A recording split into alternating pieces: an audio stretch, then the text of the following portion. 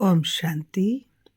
आज आप सुनेंगे नवंबर 2023 के पार्ट सी के अव्यक्त इशारे 21 से 30 तक।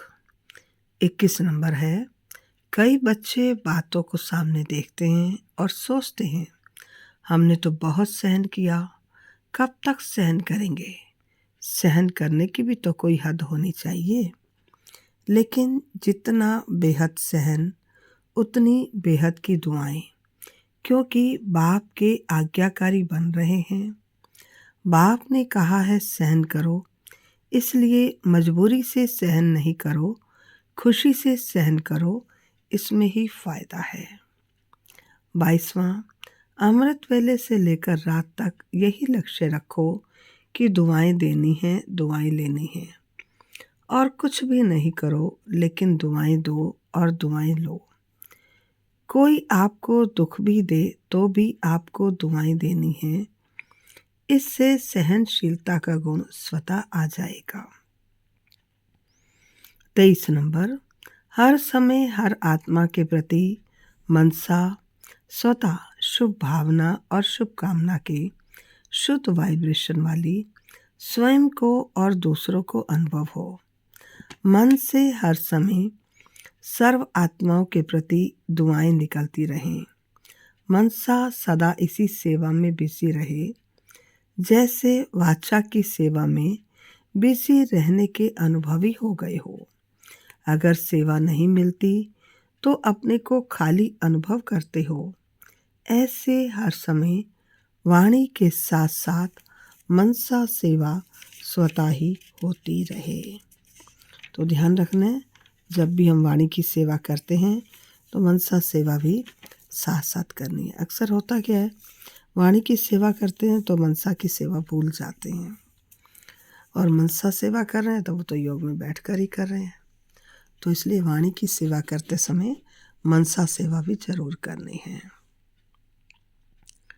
24वां, बाप दादा की आज्ञा मिली हुई है, बच्चे ना व्यर्थ सोचो, ना व्यर्थ देखो, ना व्यर्थ सुनो, ना व्यर्थ बोलो, ना व्यर्थ कर्म में समय गवाओ। आप बुराई से तो पार हो गए, अब ऐसे आज्ञाकारी चरित्र का चित्र बनाओ तो परमात्म दुआओं के अधिकारी बन जाएंगे। 25वां, बाप की आज्ञा है, बच्चे अमृत वेले विधि पूर्वक शक्तिशाली याद में रहो। हर कर्म कर्म योगी बनकर निमित्त भाव से निर्माण बनकर करो। ऐसी दृष्टिवृत्ति सबके लिए आज्ञा मिली हुई है। यदि उन आज्ञाओं का विधि पूर्वक पालन करते चलो तो सदा अतीन्द्रिय सुख व खुशी संपन्न शांत स्थिति अनुभव करते रहेंगे। 26वां, बाप की आज्ञा है, बच्चे तन मन धन और जन इन सब को बाप की अमानत समझो। जो भी संकल्प करते हो वह पॉजिटिव हो, पॉजिटिव सोचो, शुभ भावना के संकल्प करो।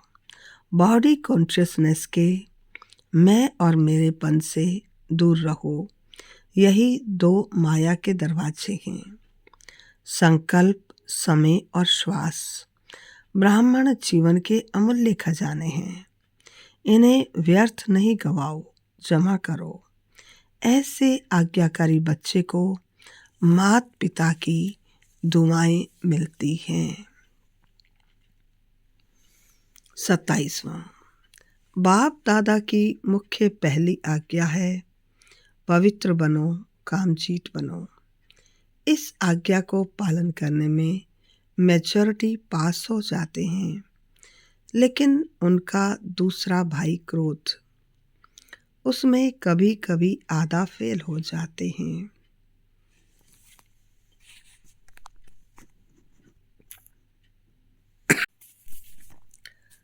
कई कहते हैं क्रोध नहीं किया, लेकिन थोड़ा सा रोब तो दिखाना ही पड़ता है, तो यह भी अवज्ञा हुई। अवज्ञा करने वाले बच्चे को दुआएं मिल नहीं सकती। 28वां, जो बच्चे अमृत वेले से रात तक सारे दिन की दिनचर्या के हर कर्म में आज्ञा प्रमाण चलते हैं, वे कभी भी मेहनत का अनुभव नहीं करते। उन्हें आज्ञाकारी बनने का विशेष फल बाप के आशीर्वाद की अनुभूति होती है। उनका हर कर्म फलदायी हो जाता है। 29वां, जो आज्ञाकारी बच्चे हैं वे सदा संतुष्टता का अनुभव करते हैं। उन्हें तीनों ही प्रकार की संतुष्टता स्वतः और सदा अनुभव होती है। पहला, वे स्वयं संतुष्ट रहते। दूसरा, वे विधि पूर्वक कर्म करने के कारण सफलता रूपी फल की प्राप्ति से भी संतुष्ट रहते। तीसरा, संबंध संपर्क में भी उनसे सभी संतुष्ट रहते हैं। सदा संतुष्ट रहना और सर्व को संतुष्ट करना, यही दुआएं लेने का सहज साधन है।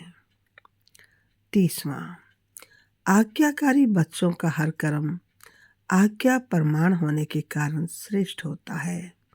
इसलिए कोई भी कर्म बुद्धि व मन को विचलित नहीं करता। ठीक किया व नहीं किया ये संकल्प भी नहीं आ सकता। वे आज्ञा प्रमाण चलने के कारण सदा हल्के रहते हैं।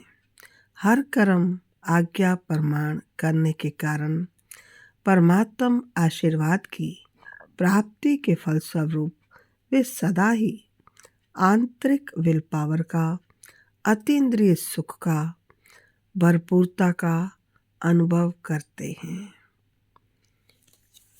नवंबर मास के अव्यक्त इशारे यहीं समाप्त होते हैं।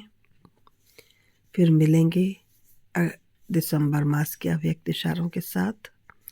अगर आपको पार्ट ए और पार्ट बी चाहिए तो इसी के डिस्क्रिप्शन बॉक्स में लिंक दिया है, उस पर आप क्लिक करके पार्ट ए पार्ट बी सुन सकते हैं।